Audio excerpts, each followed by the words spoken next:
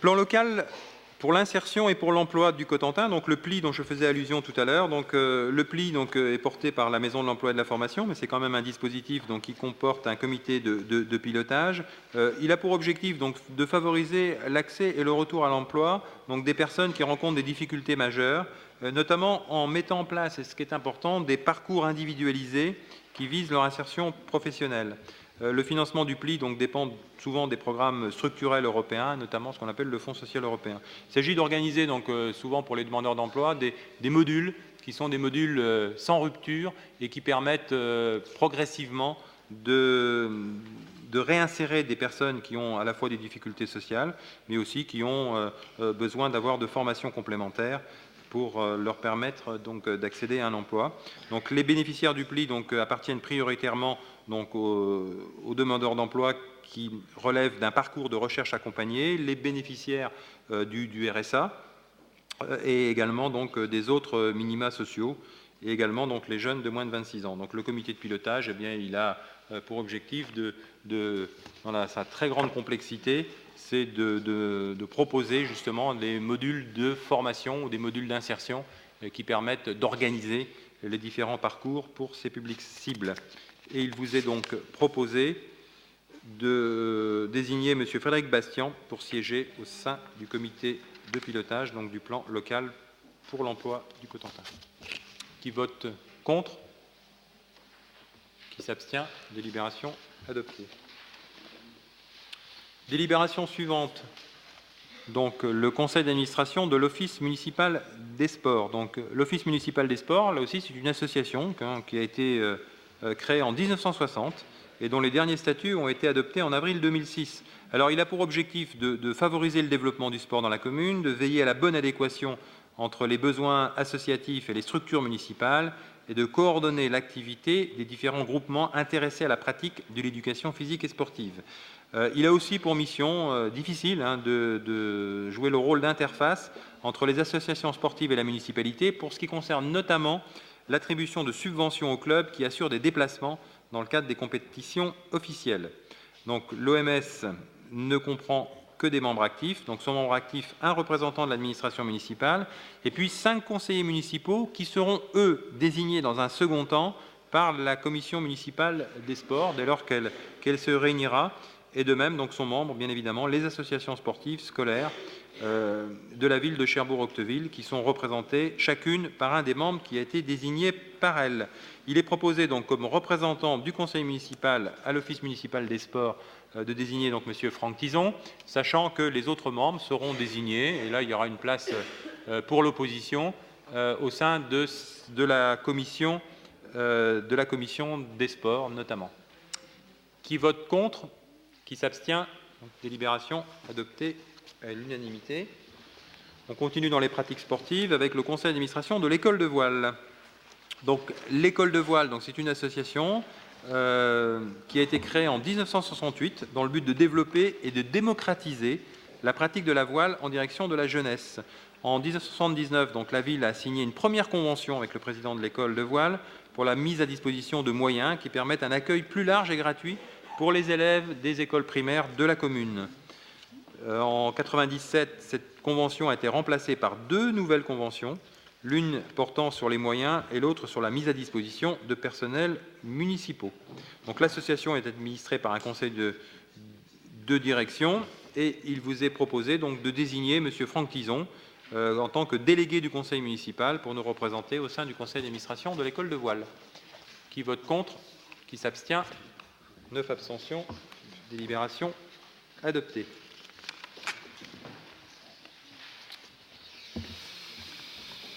Nous arrivons donc maintenant à une autre délibération, donc qui n'est pas une délibération de désignation, mais qui est une délibération de prolongation des échéances des baux amphithéotiques en ce qui concerne les immeubles de la rue de Sensé et de la rue Curie.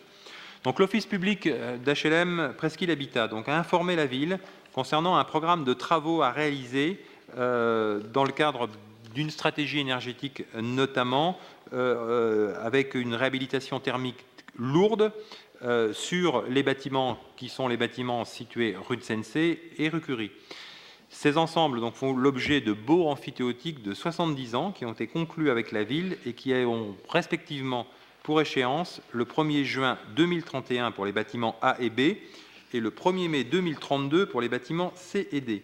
Si le financement des travaux, qui est estimé à environ 300 000 €, qui est consacré à la remise en état des logements, semble compatible avec les dates d'échéance des baux emphytéotiques, il n'en est pas de même avec le coût de la réhabilitation énergétique, qui nécessite un financement qui est compris entre 2 700 000 et 3 millions d'euros.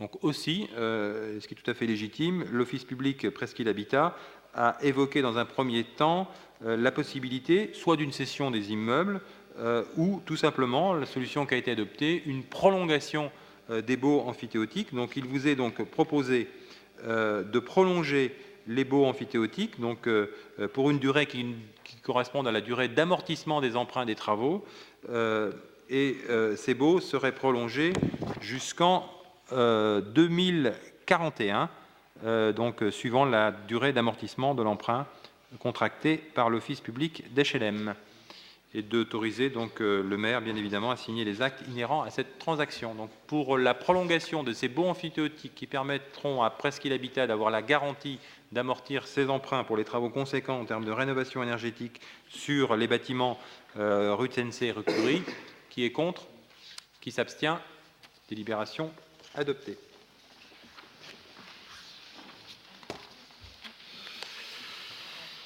Nous passons à une délibération financière. Donc, je vais laisser la parole à Nicolas Vivier qui va se prêter à l'exercice de rapporter donc, cette délibération pour la fixation des taux des taxes locales directes.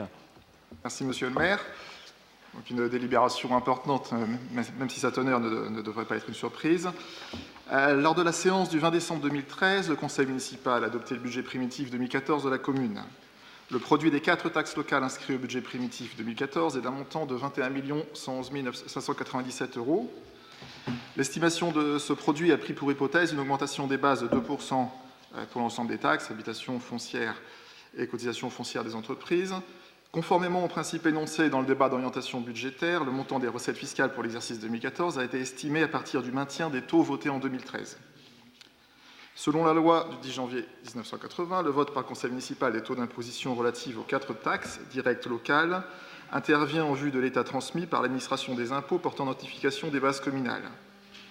À partir de 2013, ce vote doit intervenir au plus tard le 15 avril de l'année budgétaire concernée ou le 30 avril en cas de renouvellement des conseils municipaux. Donc nous sommes dans les temps.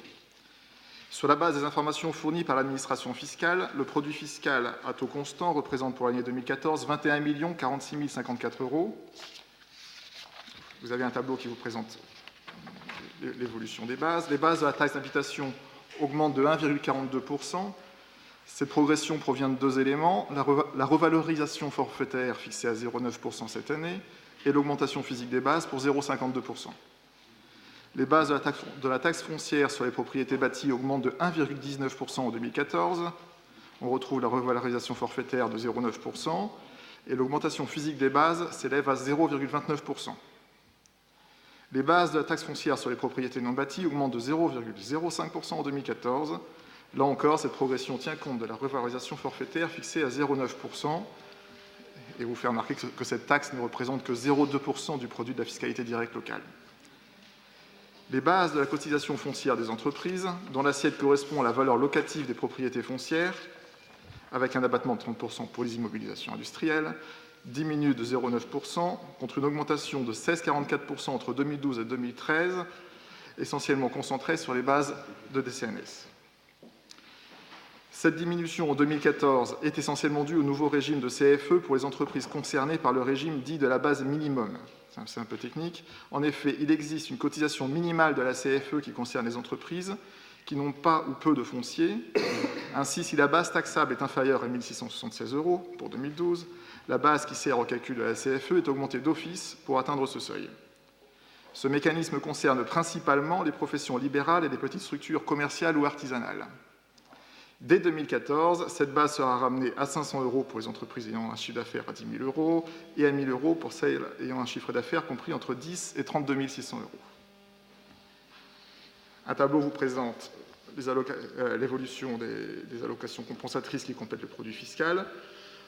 En dehors des allocations compensatrices, de la taxe d'habitation. Les autres compensations fiscales continuent de jouer le rôle de variable d'ajustement dans l'enveloppe normée des dotations de l'État aux collectivités territoriales. Ainsi, la dotation de compensation de l'ex-taxe professionnelle diminue de 20,5% après avoir déjà diminué les années précédentes. Globalement, les allocations compensatrices diminuent de 132 100 €, soit 8,5%.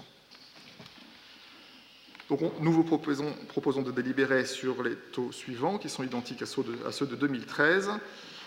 19,02% pour la taxe d'habitation, 19,43% pour la taxe foncière sur les propriétés bâties, 42,98% pour la taxe foncière sur les propriétés non bâties et 19,24% pour la cotisation foncière des entreprises. Monsieur Marguerite. Voilà. Oui, Monsieur le maire, bien évidemment, nous allons voter contre cette délibération. Fidèle en cela d'ailleurs à l'esprit de notre campagne que nous n'allons pas refaire devant le Conseil, mais nous considérons que la situation est particulièrement urgente, que la population, on l'a dit pendant la campagne, diminue et que maintenant les effets de la diminution de la population se font vraiment sentir en termes de fermeture de classes. Cette réalité peut en déranger quelques-uns, mais c'est la réalité. Et que dans ces conditions, un geste fort doit être fait selon notre point de vue, ce que nous aurions fait si nous avions été aux responsabilités immédiatement dès le début de ce mandat. Je mets d'ailleurs en perspective cette stabilisation des taux, certes, mais stabilisation des taux à un niveau asphyxiant pour les Cherbourgeois octevillais. Je la mets en perspective avec la délibération numéro 3 sur le refus qui a été celui de votre majorité de baisser l'enveloppe des indemnités et d'engager le chantier de la réduction des dépenses de fonctionnement.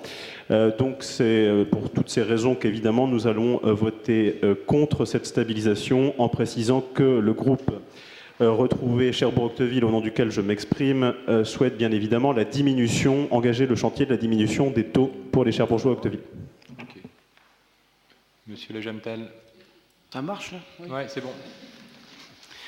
Oui, je vais faire au nom de la Gauche Debout l'explication de ce que sera notre vote sur cette délibération. La délibération 46 et l'exposé de celle-ci appellent de la part du groupe La Gauche Debout des remarques, des interrogations et une proposition de vœu. Dans le prolongement du pacte de confiance et de responsabilité entre l'État et les collectivités locales, le 16 juillet 2013, traitant de la participation des collectivités territoriales au rétablissement des comptes publics, la dotation générale de fonctionnement des communes diminuera de 588 millions d'euros. Cette baisse portera sur la dotation forfaitaire, mais aussi sur les compensations d'exonération de la fiscalité directe locale. Les collectivités territoriales sont donc devenues une variable d'ajustement, ce que nous déplorons. Ces baisses importantes sont une première dans l'histoire de la décentralisation. La baisse des allocations compensatrices est particulièrement prononcée dans le cas de la TPCFE, taxe professionnelle, contribution foncière des entreprises, puisqu'elle atteint 93 000 € pour Cherbourg-Octeville, représentant une baisse de 20%. Lors de l'annonce de la suppression de la taxe professionnelle le 7 février 2009, Bernard Cazeneuve déclarait dans la presse « C'est un scandale, c'est une mise en faillite des collectivités locales, sans concertation, on ne sait pas par quoi ça va être compensé ». Il avait raison. Nous savons aujourd'hui, en plus, que sur les 8 milliards de cadeaux consécutifs à la baisse de la taxe professionnelle, près de 3 milliards sont supportés par les ménages. Force est de constater que la compensation s'est largement faite sur le dos de ces ménages. J'ajoute qu'avec le gel du barème des impôts, un certain nombre de foyers se sont retrouvés à payer la taxe d'habitation. La part de la contribution sociale et territoriale des entreprises dans le mixte des 4 taxes locales a considérablement baissé. Et pourtant, l'État poursuit et aggrave son désengagement dans la compensation de la taxe professionnelle. La simplification et l'efficacité de la fiscalité locale nécessiteraient d'autres recettes. Dans une autre perspective, la baisse de la base minimum dans le cadre du régime dit de la base minimale de la cotisation foncière des entreprises peut représenter une réponse concrète à certaines réalités professionnelles. Mais nous faisons aussi le constat que le taux de contribution foncière des entreprises pratiqué par Cherbourg-Octeville, 19,24%, est inférieur au taux de la Manche qui est de 20,13%, et il est également nettement inférieur à celui pratiqué nationalement qui est de 25,4%. Cela résulte peut-être de considérations techniques. Nous émettons alors le vœu qu'il soit nationalement mis fin à la pratique des taux liés. Cette règle contraignante ne permet pas de faire varier un taux sans faire varier les autres. Cela bloque en pratique la prise en compte distincte de la situation des ménages et de celle des entreprises. Nous proposons donc que le Conseil municipal se prononce pour la fin des taux liés. L'exposé de la délibération souligne, de notre point de vue, les déterminants actuels de la politique menée. Politique de l'offre et baisse des dépenses publiques. 2 choix macroéconomiques injustes et inefficaces, 2 choix que nous combattons. Nous nous abstiendrons en conséquence lors du vote. Okay. Bon. Okay. Est-ce qu'il y a d'autres déclarations particulières? Je réponds juste quelques éléments par rapport aux taux qui sont liés. Je pense que moi, si j'avais un vœu à formuler, c'est celui vraiment de la refonte de la fiscalité locale dans toute sa globalité, parce qu'on arrive à un certain nombre d'aberrations. Mais ça, c'est... Je souhaite, moi, que le législateur s'empare, entre guillemets, de cette question. Je vous rejoins peut-être par rapport aux tauliers, mais je pense que les tauliers ne seront pas la panacée, d'une certaine façon, le fait de délier les différents taux. En ce qui concerne la CFE, c'est vrai qu'il y a un certain nombre de dispositions qui sont arrivées et qui correspondaient sans doute à la volonté de régler la situation souvent de professionnels qui avaient peut-être un taux d'imposition élevé au regard de leur chiffre d'affaires, donc le législateur a corrigé ça. Donc on aura l'occasion, dans le cadre de la préparation du budget 2015, justement, de voir quels sont les leviers sur lesquels on peut agir et de voir quelles sont les comparaisons possibles. Et ça, c'est un débat qui me semble, moi, un petit peu prématuré à l'heure actuelle. Tant qu'aux baisses des allocations, oui, il faut le constater, il faut le déplorer. Et donc on aura là aussi, dans le cadre de l'élaboration du prochain budget, à discuter et à prendre des positions par rapport à tout cela. Juste un petit constat quand même, c'est que nos bases augmentent. Elles augmentent sous 2 effets, sous l'effet certes de la revalorisation de 0,90, mais elles augmentent aussi parce qu'on construit, même si ça avait été un point qui avait été évoqué lors de la campagne des élections municipales, parce qu'on a des logements qui se construisent. Ça aussi, je veux dire, l'effet mécanique d'extension de nos bases, c'est parce qu'il y a des logements, il y a des investisseurs, même si ça se fait un petit peu au compte-gouttes. Donc on a une augmentation de la masse de nos bases au-delà de la simple revalorisation, donc ce qui prouve bien que sur Cherbourg-Octeville, il y a des gens qui continuent à investir, même si c'est vrai, il faut le reconnaître, on perd de la population et ça aussi, ça fait partie de nos questionnements sur lesquels il va falloir et on souhaite nous apporter des réponses, notamment en termes d'attractivité des villes. Mais ça aussi, c'est relié à la fiscalité globale, locale et aux différences d'appréciation qu'il peut y avoir entre l'urbain et le rural. Et moi, je souhaite qu'il y ait des mesures correctives qui aillent au-delà du simple regroupement des agglomérations sur leur bassin de vie. Voilà ce que je voulais dire. Donc, par rapport à ce vote des taux qui ne bouge pas, donc on est bien sur le maintien des taux, et cela depuis 2003. Donc, je remercie Nicolas Vivier d'avoir présenté cette délibération. Qui vote contre ? 9. Qui s'abstient ? 7. Donc, délibération adoptée. Nous poursuivons avec les travaux de mise en sécurité et de restructuration du café du théâtre, donc sur les autorisations de signer les marchés.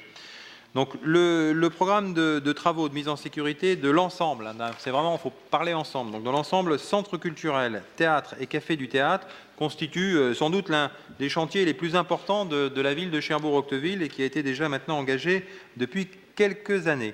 Donc les différents équipements hébergés dans les locaux qui représentent le cœur du dispositif de la politique culturelle de la ville, que ce soit le plateau du Trident scène nationale dont on a parlé tout à l'heure en désignant nos représentants, que ce soit le musée des Beaux-Arts, la bibliothèque ou l'Artothèque.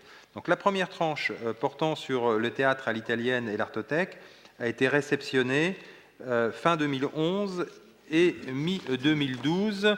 De mémoire, il faudrait que je vous le retrouve, mais on a mobilisé, à mon avis, au moins plus de 5 millions d'euros sur cette opération, sur cette première tranche, pour lequel, je le rappelle, nous avons également eu un taux de subvention de l'ordre de 70%. Donc c'est extrêmement conséquent. La seconde tranche donc, est aujourd'hui en cours de réalisation. Elle concerne la bibliothèque et le musée Thomas-Henry. Cette seconde tranche de travaux donc, est essentielle. Elle répond à une nécessité de remise aux normes des bâtiments, mais également à la volonté, bien évidemment, de moderniser cet équipement dont la conception datait des années 75, puisque le centre culturel a été inauguré, me semble-t-il, en 80. Bon, d'accord, le temps de la conception, etc. Donc à l'intérieur, les services vont gagner des superficies grâce à une rationalisation des espaces. Les fonctionnements vont être repensés pour permettre d'élargir l'offre et la qualité des services qui sont offerts au public. En ce qui concerne l'extérieur, donc vous le découvrez, le maître d'œuvre a travaillé sur un projet architectural qui va transformer l'image du bâtiment, le valoriser en l'intégrant au mieux dans son espace urbain et en lui donnant une véritable entrée. Concernant la troisième tranche, le projet consiste en la mise en conformité et l'accessibilité du café du théâtre. Donc, ce qu'il faut savoir, c'est que les trois projets sont liés et que l'ensemble du café du théâtre, de la scène nationale, de la bibliothèque sont considérés comme un établissement recevant du public de première catégorie, donc ce qui est extrêmement drastique. Donc, ce bâtiment donc, du café du théâtre comprend trois parties. Le bâtiment principal, donc l'aile est du théâtre, dont les façades sont classées. Il contient la grande salle à manger et sa mezzanine, et une salle de réunion au dernier niveau. Il y a ensuite un deuxième élément qui est la véranda, donc qui est l'extension vitrée de la grande salle à manger, qui a été construite sur le parvis en applique sur la façade nord du bâtiment principal. Et puis enfin, il y a un troisième bâtiment qu'on appelle le bâtiment annexe, qui est situé entre le bâtiment principal et le centre culturel, et qui a été construit en même temps que ce centre culturel. Il contient donc un local au niveau de la rue des Halles, qui était l'ancien local du Paris Mutuel Urbain. Il contient également les sanitaires de la grande salle, un salon salle à manger à l'entresol, une cuisine, un bureau et un appartement, dont le séjour est au niveau de la salle de réunion. Donc tout est complètement imbriqué. Le bâtiment principal et le bâtiment annexe sont sur sous-sol, contenant des locaux annexes, réserves, chaufferies, poubelles. La mise en conformité nécessite la reconstruction de l'escalier principal, qui sera relié à l'escalier de secours du théâtre et du centre culturel par un couloir, et également la construction d'un ascenseur permettant donc l'accès aux personnes à mobilité réduite. Ces travaux se feront principalement dans le bâtiment annexe, qui se trouvera donc restructuré de façon importante, d'autant que la création d'un refuge pour personnes à mobilité réduite dans la salle à manger de l'entresol et la création du couloir de liaison entre les deux escaliers nécessitera, pour conserver une surface suffisante à cette salle, de prolonger son plancher au-dessus des sanitaires publics et du hall situé au niveau rue du centre culturel qui est adossé. Les locaux qui sont situés dans ce bâtiment, donc salle à manger à l'entresol, cuisine au niveau mezzanine, bureau, etc., seront donc entièrement reconditionnés. Et aussi, pour améliorer le volume du logement, la toiture terrasse sera remplacée par un comble à la mansarde.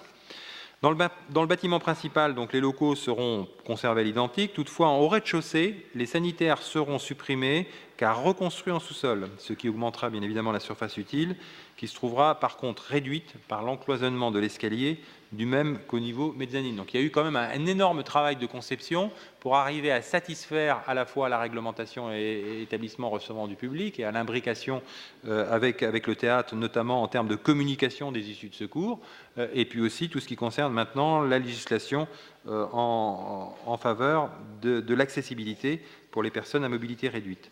Donc le sous-sol sera entièrement refait pour abriter donc les sanitaires, et ainsi que les réserves et la chaufferie. Afin de permettre le démarrage de cette troisième tranche de travaux, une première procédure d'appel d'offres avait été lancée afin de réaliser les prestations de désamiantage, parce que c'est un bâtiment qui comporte de l'amiante, donc ça a été fait. Il n'y a pas eu de grosses difficultés à ma connaissance, parce que souvent l'amiante crée parfois de mauvaises surprises. Les études étant finalisées, donc une procédure d'appel d'offres ouvert, décomposé en plusieurs lots, a été lancé. Donc, à l'issue de cette procédure d'appel d'offres, donc sur 15 lots, je crois qu'il y en a 1, 2, 3, 4, 5, donc il y en a 5 qui sont infructueux. Donc, il vous est proposé d'attribuer les 10 lots suivants. Démolition gros œuvre à l'entreprise Faucillon pour un montant de 827 800 € et 45 centimes. Un lot 2 charpente bois avec l'entreprise AMC Folio pour un montant de 22 585,29 €. Un lot 4 couverture étanchéité pour l'entreprise Leduc pour un montant de 41 248,02 €. Un lot 5 menuiserie extérieure avec l'entreprise AMC Folio pour un montant de 17 832,26 €. Un lot 6 menuiserie intérieure marché avec l'entreprise Lelouan pour un montant de 58 600,07 €. Un lot 8, plomberie, chauffage, ventilation avec l'entreprise Guérin pour un montant de 189 509,77 €. Un lot 9, électricité avec l'entreprise Lévesque pour un montant de 149 253,65 €. Un lot 11, revêtement de sol souple avec l'entreprise Pierre SAS pour un montant de 10 158,01 €. Un lot 12, carrelage faïence avec l'entreprise Faucillon pour un montant de 79 944,80 €. Un lot 15, ascenseur avec l'entreprise ABH pour un montant de 40 950 €. Et enfin, un lot 16 pour menuiserie des parties classées monuments historiques, un marché avec l'entreprise spécialisée Aubert pour un montant de 27 009 €. Voilà, donc ce qui fait quand même une bagatelle de 1 465 000 € de travaux, sachant qu'il y a encore des lots qui sont infructueux pour la partie serrurerie, cloison, peinture, revêtement de façade et plafond suspendu. Monsieur Bourdon. Maire, comme vous l'avez précisé, il y a 5 lots qui sont déclarés infructueux. Donc nous posons le groupe pour retrouver Cherbourg-Octeville. Comment on peut se prononcer sur cette délibération, sachant qu'on n'a aucune vision sur les sommes entamées sur ces lots-là? Alors, en règle générale, en termes de marché public, voilà comment ça se passe. Donc, on attribue au fur et à mesure, on attribue au fil de l'eau. Donc, les marchés qui doivent démarrer les premiers, notamment les marchés de gros œuvres, on les attribue. Et les marchés qui sont déclarés infructueux, alors ils sont déclarés infructueux soit parce qu'on n'a pas d'entreprises qui ont répondu, ou soit parce qu'il n'y en a qu'une seule, on estime que la concurrence n'a pas joué à plein, ou que les prix sont anormalement élevés par rapport aux estimations qu'on peut avoir. Donc ce qu'on fait, c'est qu'on relance, en règle générale, on relance le marché et on relance, je ne vais pas dire ad vitam aeternam, mais on relance, quitte à passer ensuite en procédure négociée. On a la possibilité de passer Donc vous me confirmez que ce n'est pas donner un chèque en blanc pour ces lots-là? Ah non, on ne donne pas de chèque en blanc. Non, les lots ne sont pas attribués. Je veux dire, à partir du moment... Ah oui, ça repassera obligatoirement au conseil municipal. Hein. Et c'est tout le travail, d'ailleurs, quand je disais l'assiduité de la commission d'appel d'offres, vous voyez, quand la commission d'appel d'offres, sur un marché comme celui-là, a dépouillé 16 lots, 16 lots pour lesquels on peut avoir plusieurs entreprises qui candidatent, je peux vous dire qu'il y a un travail méticuleux d'analyse, à la fois d'analyse des références, de conformité par rapport aux prestations, de vérification des bordereaux et tout ce qui s'ensuit, et de vérification des prix par rapport aux normes en vigueur sur la place de Cherbourg. Voilà. Ceci dit, il faut reconnaître, donc alors pour votre information, on avait anticipé, normalement ces travaux avaient été programmés pour 2015, mais on a anticipé de façon à ce qu'on puisse profiter en même temps des travaux qui se font sur la place de Gaulle pour lancer toutes les procédures et faire en sorte que le café du théâtre puisse rouvrir dans un écrin qui sera terminé. Voilà. Sur cette, y a-t-il d'autres, M. Bourdon? Oui. Auriez-vous le prix global estimé? Le prix, à mon avis, M. Louiset, par rapport au lot, je pense qu'on va, très honnêtement, je pense qu'on va arriver à pas loin des 2 millions d'euros. Je ne sais pas, on verra c'est l'enveloppe prévue. On est sur une globalité, quand même, il faut savoir qu'on aura mis dans le mandat, dans les mandats, on aura mis sur l'ensemble théâtre plus café du théâtre plus centre culturel, on aura bien mis 17 millions d'euros, donc c'est énorme. Enfin, c'est énorme. C'est important. Alors, heureusement, on a eu beaucoup de subventions, parce que je vous disais que sur les deux premières parties, on a eu plus de 70% de subventions de la part de l'État, de la région, du Conseil général et autres, mais ce qui n'empêche que c'est des opérations qui sont très lourdes. Alors, qui n'ont peut-être rien à voir par rapport à d'autres opérations dans d'autres villes, parce que sur Caen, le nouveau musée des Beaux-Arts, il n'est pas, je sais plus, il est la nouvelle bibliothèque, on est à de l'ordre de 50 millions d'euros, donc on n'est pas sur la même dimension, mais c'est quand même des budgets extrêmement conséquents et voilà, ce qui justifiait d'ailleurs sur l'année 2014 un peu un pic d'investissement. D'accord, merci pour vos explications. Et vous l'avez pas remarqué, mais vous avez vu que dans les décisions, on a même provisionné. Hein, on a dans les premières décisions du maire, il y en a une sur la gestion active de la trésorerie, c'est-à-dire que on a, si on peut dire, en 2013, on a épargné justement pour provisionner pour ces travaux qui se réaliseront en 2014. S'il y a d'autres, je propose de soumettre aux voix cette délibération. Donc, qui vote contre ? Qui s'abstient? Délibération adoptée à l'unanimité et je vous en remercie. La délibération suivante concerne donc un groupement de commandes ville CCAS pour la fourniture de carburant. Donc c'est une délibération assez technique. Donc en règle générale, on essaie de mutualiser avec le CCAS quand on a des problématiques communes en termes d'approvisionnement. Et là, il vous est tout simplement proposé d'adopter le principe d'un groupement de commandes entre la ville de Cherbourg-Octeville et son CCAS pour un marché de fourniture de carburant de façon à maximiser, si on peut dire, le volume et bien évidemment à tirer le meilleur prix possible. Qui vote contre? Qui s'abstient? Délibération adoptée à l'unanimité. Ah, pardon, excusez-moi. Je n'ai pas vu l'abstention pour le carburant. C'est une délibération un peu technique.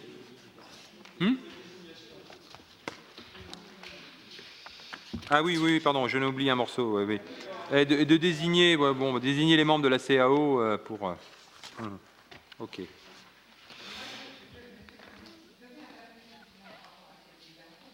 Unis bien évidemment avant le conseil municipal et on était en effet tout à fait favorable à la constitution de ce groupement puisque vous avez vous-même dit que ça permettait de mutualiser les moyens et de faire des économies, donc vous pensez bien qu'on y est favorable, mais on regrettait que notre groupe ne soit pas représenté, c'est pour ça que nous nous abstenons. Merci. Au sein de la commission d'appel d'offres, si, vous êtes représenté au sein de la commission d'appel d'offres. Et au sein du CCAS. Il y a une anomalie dans la délibération? Non. Enfin, dans les groupements de commandes, puisqu'il n'y a qu'un seul représentant de chacun des intervenants. Ah oui, il n'est pas. Bon, oui. Ok, ouais, oui, d'accord. Voilà. Bon, on va regarder. Moi, c'est urgent ou pas? C'est la loi. Ah non, c'est la loi. Bon. La loi. Alors si c'est la loi, nous allons nous abstenir. Bon, enfin, toujours est-il que ces dossiers passeront en commission d'appel d'offres. Ouais, bah oui, si ça passe, si, c'est même en groupement de... Bon, bizarre. Faut qu'on regarde. On regardera cette... donc on adopte cette délibération avec une petite réserve par rapport aux modalités juridiques. Qui s'abstient? Donc abstention, donc voilà, ok. Ensuite, donc, dernière délibération, donc c'est une délibération qui concerne la fourniture, pose et exploitation de mobilier urbain publicitaire, appel d'offres ouvert. Dans un souci de garantir le service rendu aux usagers des transports en commun et de conforter l'action d'information de ses administrés, la ville de Cherbourg a souhaité mettre en place un réseau de mobilier urbain qui comprend des abris voyageurs pour les réseaux de transport public, des planimètres donc, qui permettent d'avoir des plans de la ville, des panneaux d'affichage de 8 mètres carrés déroulants de publicité et de communication municipale, ainsi que des journaux lumineux et des panneaux d'affichage libre. Donc, le marché arrive à échéance en avril 2014 et une nouvelle procédure d'appel d'offres a été engagée afin d'attribuer un nouveau marché dont le contexte est un petit peu particulier compte tenu du projet de bus à haut niveau de service que la communauté urbaine de Cherbourg souhaite mettre en place. Donc, dans le cadre d'un troisième appel à projet transport collectif et mobilité durable, donc la communauté urbaine, qui est aussi l'autorité organisatrice de transport de l'agglomération cherbourgeoise, a présenté un projet de 2 lignes de BHNS. Donc ces lignes de BHNS, bien évidemment, vont sans doute impacter, vont plus qu'impacter, je dirais, l'aménagement des abords sur lesquels passeront ces lignes et ça nécessitera une refonte sans doute des espaces publics, des trottoirs et puis également du mobilier urbain. Donc c'est pour ça qu'on a souhaité que cette procédure d'appel d'offres soit limitée dans le temps et elle sera limitée donc autant qu'il m'en souvienne à 4 années. Donc cette procédure d'appel d'offres elle a été engagée. 2 entreprises ont remis une proposition et la commission d'appel d'offres propose d'attribuer le marché à la société Claire Chanel, qui était autrefois la société Dauphin.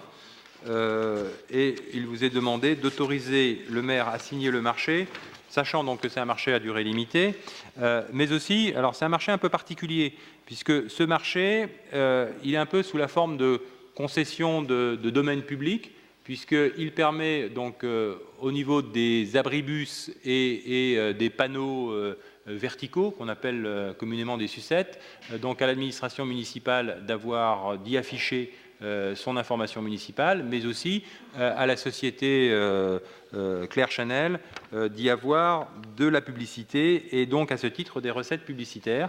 Et en contrepartie des recettes publicitaires qui sont gagnées qui sont collectées par la société Claire Chanel, donc cette société nous reverse un montant de 44 380 € hors taxes par an, donc c'était les conditions de l'ancien marché, et en même temps il nous propose, autant qu'il m'en souvienne, une campagne de promotion Grand Ouest pour assurer sur, je ne sais plus si c'est 150 panneaux, la promotion de nos événements que nous organisons à Cherbourg-Octeville à travers le réseau dont ils sont attributaires dans d'autres villes du Grand Ouest de la France. Est-ce qu'il y a des questions particulières sur ce marché? Je propose de le soumettre aux voix. Qui vote contre? Qui s'abstient? Délibération adoptée à l'unanimité et je vous en remercie. Nous arrivons au terme de ce conseil municipal. Donc, on a une date de fixée 23 mai